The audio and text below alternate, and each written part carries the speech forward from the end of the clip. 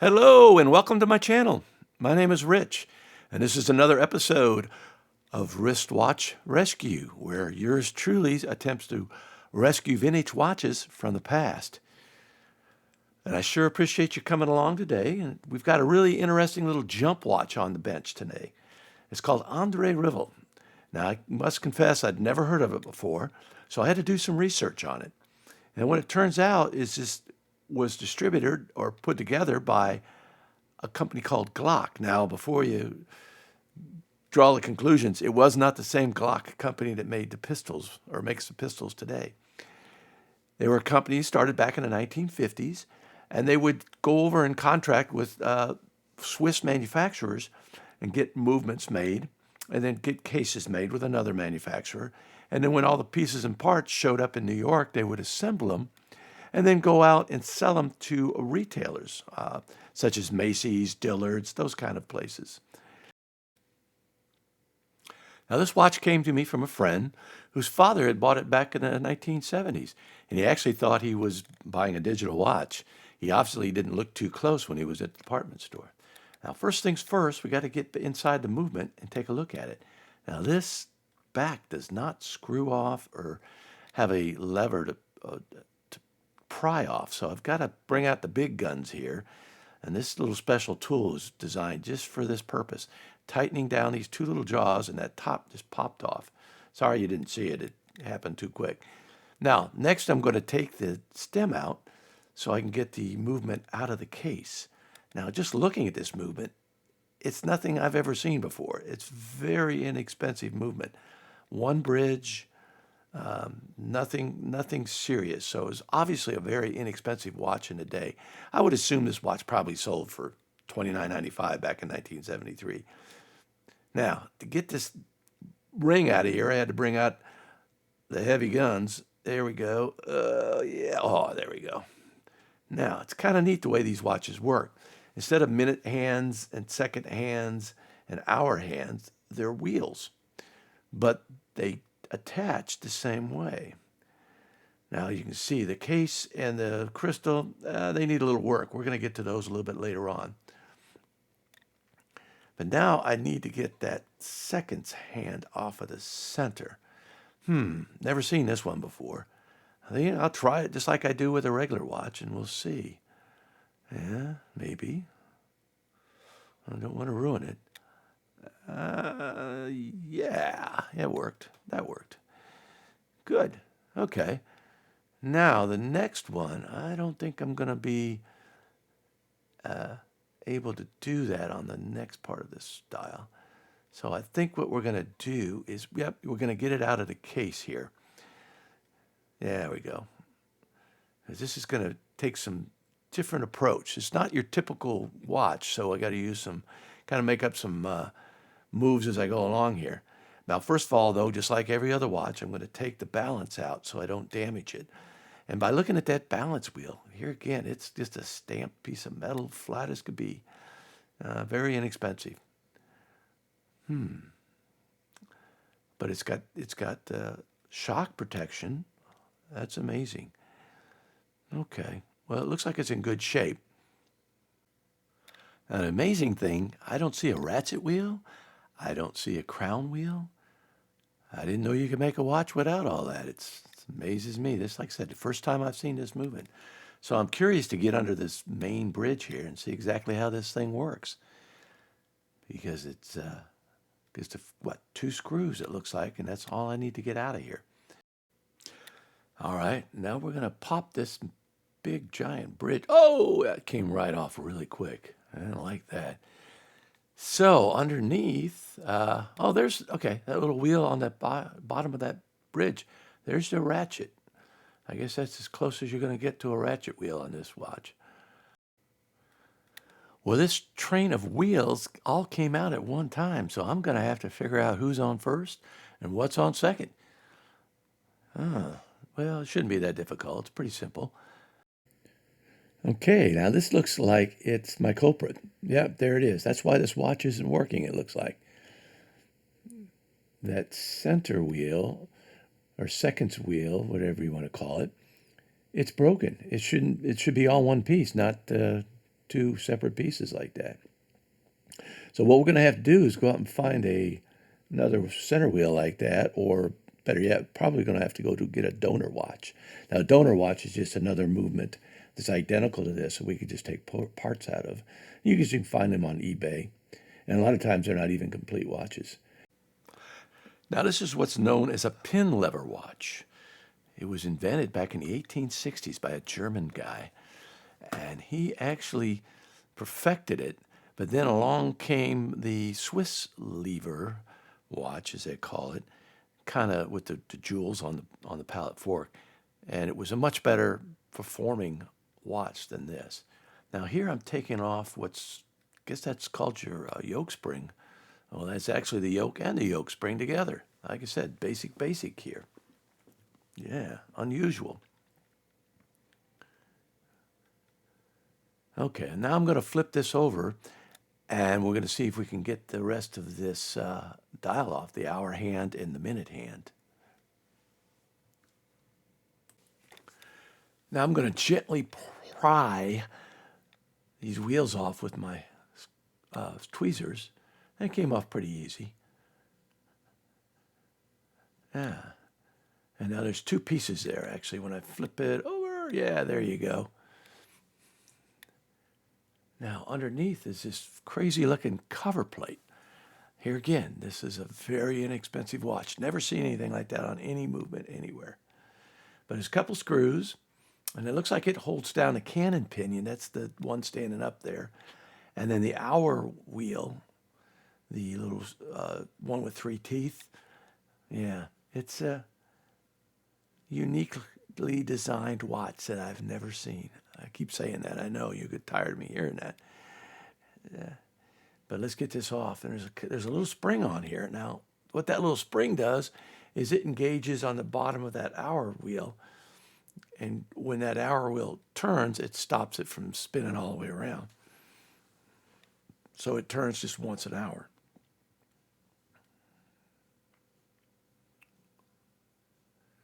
Now, there you can see there's not a whole lot of parts to this watch. That's it. I'm going to take this mainspring barrel apart. Now, there should be a barrel arbor in there. I don't see it poking through the top. Well, there is no barrel arbor. Oh, there it is. Wow, this is different. It's attached to the ratchet wheel. Unbelievable. All right, well, let's get this spring out of here. It's not very dirty. I don't see any lubricant on it either, hardly. Whoa. It's an old style mainspring. As you can see, it only curls one way. It doesn't have the S curve like on the newer ones. But there's all your parts. Very simple. Not a whole lot to this watch. About as basic as they come. Now I'm just going to put everything in these cleaning baskets. And when we're done with the cleaning process, we'll get this thing back together. Now I am going to work on the case in that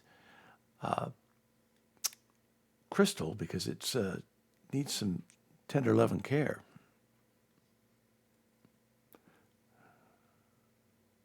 And here we go. I'm going to put it in a wash, let it spin for about 10 minutes. Now there's an ultrasonic feature on this too, that silver thing.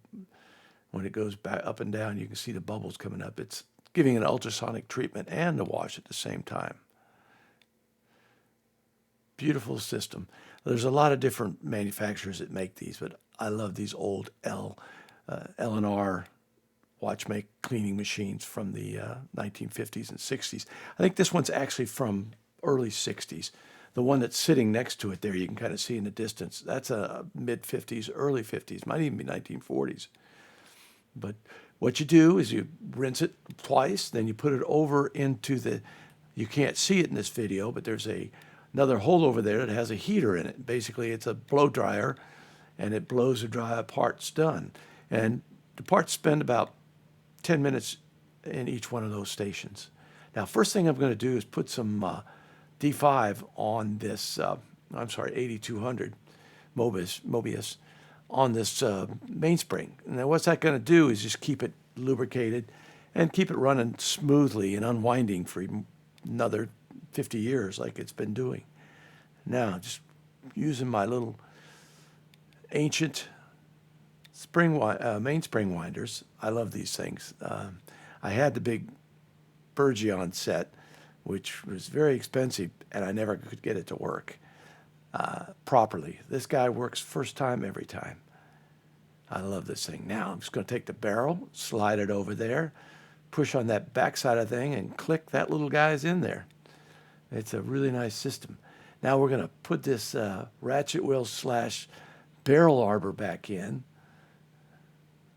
Just kind of wiggle it, push it in there. Oh, that went in really easy. I'm starting to like this barrel compared to some of the other barrel arbors I've dealt with. Now I'm going to start with this crazy little spring. It has a dual purpose. I'm kind of seeing a pattern here on this watch. Everything has a dual purpose, kind of like that barrel arbor and the ratchet wheel put together.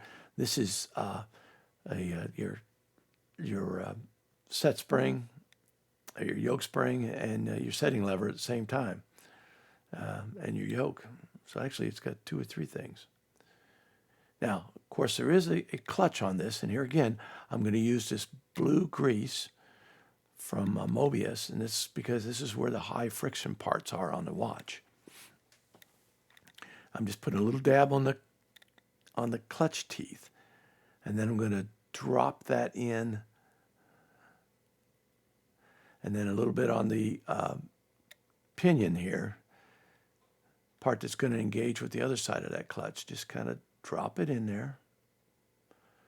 Yeah, well, they're a little sticky with that grease on there. Okay. Now I'm going to put a little bit on the shaft of the winding stem and just kind of play with that. Okay, we got that in.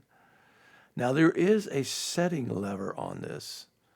We just got to get it under that setting lever. Yeah, I think I got it. Yeah. Now we don't have any other pieces in there. Now this guy's got to slide into that little groove. And after it slides into that little groove, I'm going to tighten down the setting lever. You can see it moving there. Put the spring on it. That little spring is what makes the setting lever jump out when you pull it and when you push it back in. Now, there was a barrel arbor post. Evidently, it fell through when we took that barrel out before we cleaned it. And I found it under the parts here. So I'm just going to gently put that in. I put a little T5 grease on it. Looks good. Yeah, real good. Okay, so what we're going to do now is just drop this in. I'm going to put a tiny little bit of D5 in that jewel, or that jewel hole. I don't think there's an actual jewel in there.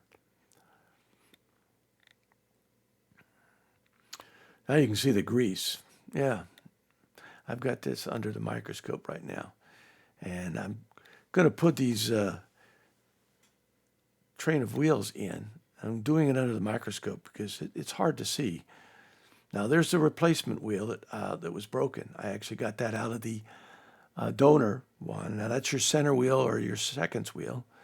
So this is your third wheel. That first one I put in was your second wheel. Carefully, yeah. I like this. Yeah, they stand up nice and equal. Now here is our escape wheel.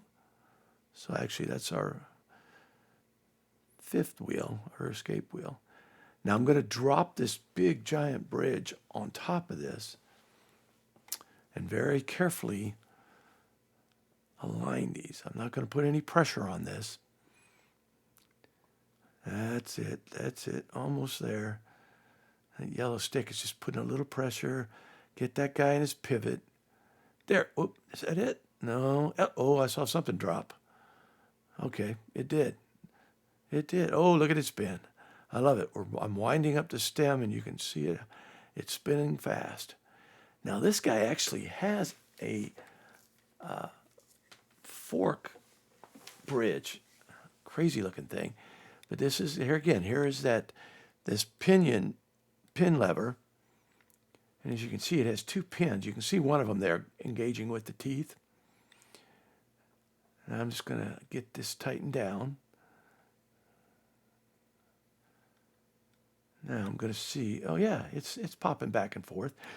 I'm going to put a little bit of wind in there, and that should jump back and forth when I do that.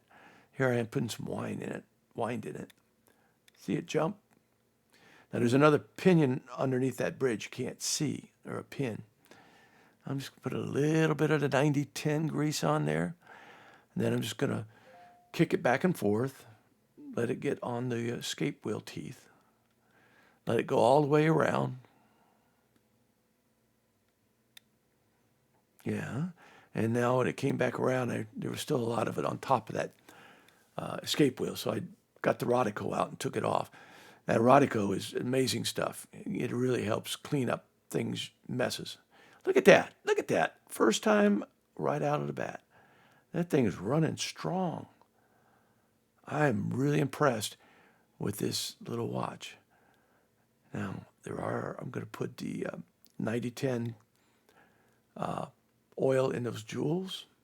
Now, I've flipped it back over. Now, here's my cannon pinion. I got a little bit of oil on the shaft there. I'm just going to push it down. And then here's my hour wheel. A little bit of oil on its pivot. You can see this better from up above. Yeah, okay. In the groove. Everybody's there. Now I'm just going to put this unusual little cover plate back down. It has a couple of little teeth that are punched down that have to fit in a grooves on top of the plate. Okay, now it's time to put our hour wheel back on. So first I'm just going to kind of gently set it up there. Get it centered, push down evenly. It's on the cannon pinion now. But now I've got to reach in between those little holes and get that spring engaged with the gear on the bottom of this, on the backside of this dial. Oh, there we go. See how it clicks? When I turn it, I've got to keep turning it all the way around, and then it'll click. Now I'm just going to take the minute wheel, line it up with the 12 o'clock with the 0, and we're just going to kind of push down on that. It's here again, this is just pressure sense. It's like putting a minute wheel on a regular watch. And then as you go, it turns around, the whole thing will jump. There you go. There you go. It jumped. Okay. Now what we got to do is put the seconds wheel on. Okay, yeah. There. This thing is going together beautifully. Oh, I don't even have it pushed down yet. It's running. Now this is a little special little tool just to apply even pressure. And there you go. We've got seconds running away. All right, next I've got to work on this case. I've got a special little tool for this. It's kind of unique. What I'm doing there is I'm pushing the stem tube out of the case. Now, it's pressure fitted. There you see it dropping out. It's just a little round tube. And now I can polish that funny looking donut on that case, because obviously somebody had polished it but didn't bother taking the stem out. So what I'm going to do is put on my buffing wheels. I'm going to put the little buffing material on here.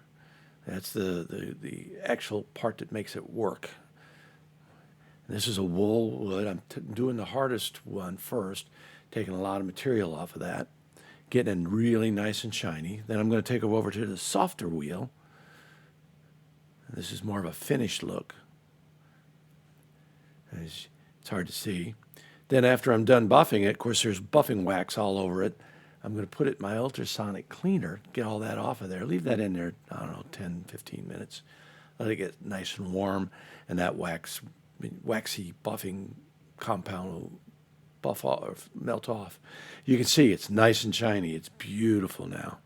But I have the whole thing shined up, front, sides, everything. This one, I want to put a more of a, what do you call it, brushed finish on the front. So I'm putting this silicone specialty tape, here again, another specialty product. See how I'm doing this? What I'm going to do, that's going to keep the pad that's over under my hand there, is I brush that top of that and put those marks. Now I'm running it along the edge of that board so that the marks will all be nice and straight when I'm done. Just kind of easy does it. Yeah, probably do it 7 or 8 times. As you can see, now it has that brushed look. Beautiful. But now that silicone tape kept it from touching the sides.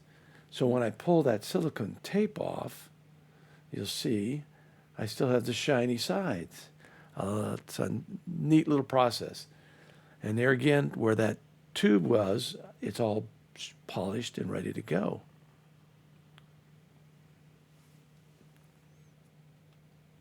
Now the crystal, you can see it's got some scratches on it. But I've got some special tools for that. These are just sanding sticks. And what I'm going to do is put a little water on there and just rub that crystal. I'm going to start with the 400 grit, get the deep gouges out of the crystal, and then go to the finer ones up to about 5,000, 7,000. Now the actual polish, this is 50,000 grit diamond polish, and this just makes this thing gorgeous. As you can see, look at that, it's factory new. Now, of course, now that we got the case all shined up and ready to roll, we got to put it back, that stem back in there. So we're just going to do the reverse of what we did earlier. I'm going to slide that up on that little post, kind of hold it there until I get the stem or the case in there. Yeah, line it up. There you go, Rich. Nice and easy. Then I'm just going to twist the top of this down. As you can see, it's just ever so slowly going in. Got a little bit more to go, a little bit more. Come on, we can get there. I think we got it. Oh, it looks gorgeous. Looks gorgeous. And just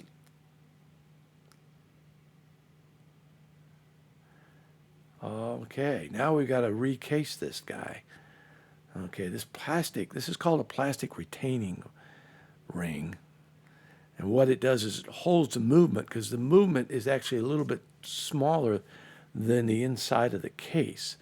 So I'm just kind of lining it up with the stem hole there, pushing it up from the bottom. Yeah. Then there's a couple little screws that hold it into the plastic. You can see that one there. Just kind of twist it halfway, and it digs into that soft plastic. And now I can put the dial on there. This is going really easy. Just get it in this little hole there. Now I'm going to take my airbrush or my air thing and shoot it off there and get it clean. I'm going to lay my crystal on there. Look at that. That thing's nice. Now you see the red line. That actually tells you the time, or the minutes and the seconds. Now I've got that thing pushed into the case. Oh, wow. It's ticking away already, I think. No, not yet. So I got to screw down the setting lever. Now we're to almost the last step. Of course, there's another nifty little tool there called the crystal press. Now this is used for the backs and for the crystals, because this is just a pressure tool. Just squeeze it down on there. There it goes. Now let's see how this guy's running. Wow. I didn't think this little watch could do that. 5-second rate. And low beat error. Wow. I put a black band on it because it's gorgeous. I love what we did to that case. You can see the shiny sides, clear crystal. I mean, this guy's is ready to run for another 50 years. I can't wait to wear this thing.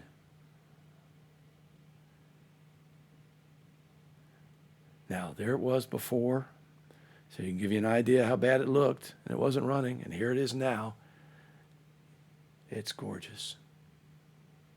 And as always, I want to thank you guys for joining me on this project, and I look forward to seeing you on the next. I just want to admire this for a few minutes. The back is gorgeous. I did polish up that back of the case. Unbelievable. Okay, guys, I'll see you on the next one.